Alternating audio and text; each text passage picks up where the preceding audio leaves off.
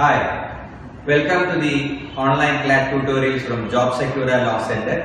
I am Advocate Dinesh, a postgraduate in law, and very happy to share that hundreds of students got placed through Job Secura Law Center to premium law schools in India, including National Law School.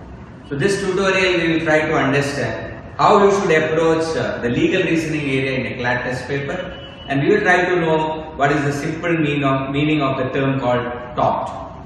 So normally students do carry an apprehension when they attempt the legal reasoning area, because the legal terms are quite strange to you. You are not familiar with the legal maxims. You are not aware of the fundamental principles of law. But keep in mind, in the legal reasoning area of CLAT paper, they are not expecting you to carry the proficiency of a lawyer.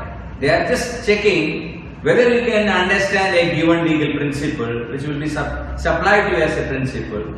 Can you comprehend it in the right perspective? Can you apply that principle in a given context, which will be given to you as a problem or as a situation? So don't be worried that I don't know Indian Penal Code. Don't be worried that I am not a master in contract law. Don't be worried that I am not a master in Constitution of India. They are not expecting. Only thing required is apply the principle in the given context.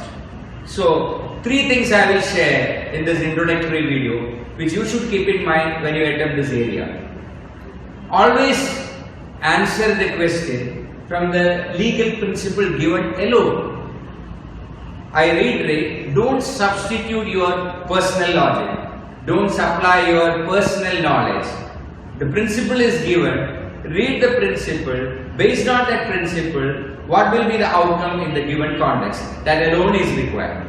Second thing, to save time, this is the critical part in CLAT exam. You will have to answer a question in 45 seconds. So keep in mind, you should be quick enough to identify who is the plaintiff, who is the defendant.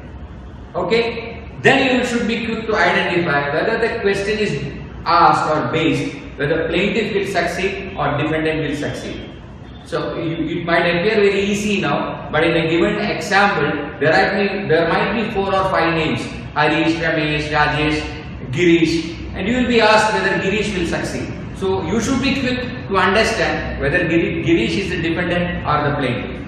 The third thing you should keep in mind is,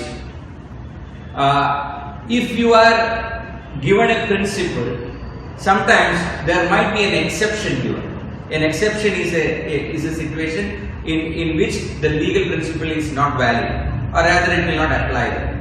So be very careful whether the question is asked based on the principle or whether the question is based on the exception.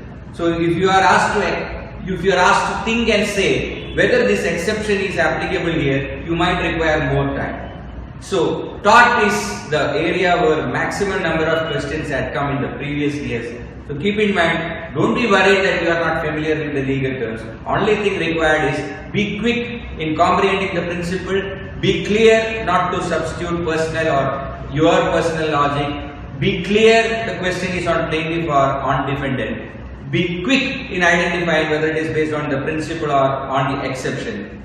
Keeping all these things in mind, answer it very quickly. We will be coming up with videos. Watch out our next video where we will be explaining the term tort and the 3 basic legal maxims which you should be aware on tort. Thank you.